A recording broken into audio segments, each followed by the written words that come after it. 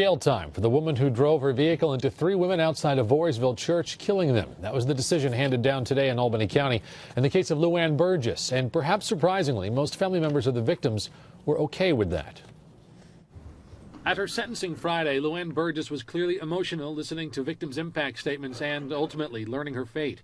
Judge Stephen Herrick revealing he would not sentence Burgess to prison time, despite prosecutors asking that he consider otherwise.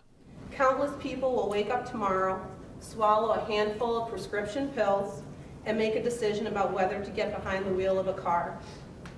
Many of those people will see how Mrs. Burgess walks away from your bench. The 56-year-old Burgess had agreed to a plea deal, guilty of 3 counts of criminally negligent homicide with a maximum prison sentence of 6 months.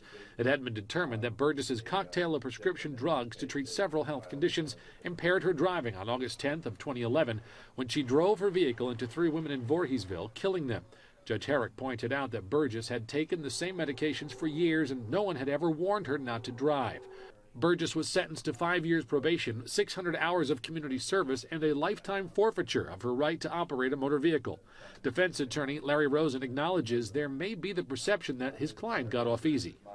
Of course, the defense thought it was the right thing to do, but I might add it also appears that many of the family members of the victims also believed that what occurred today was justice in the true sense of the word.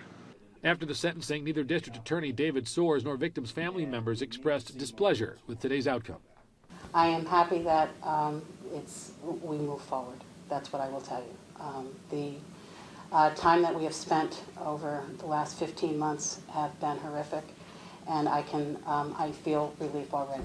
We could not gauge one way or the other how this was going to play out. We placed faith in the system today, and I believe that the system worked.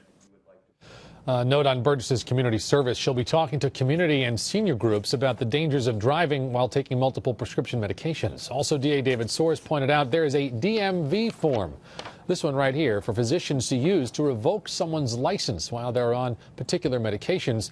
Soares says that no such form was ever completed for Luann Burgess.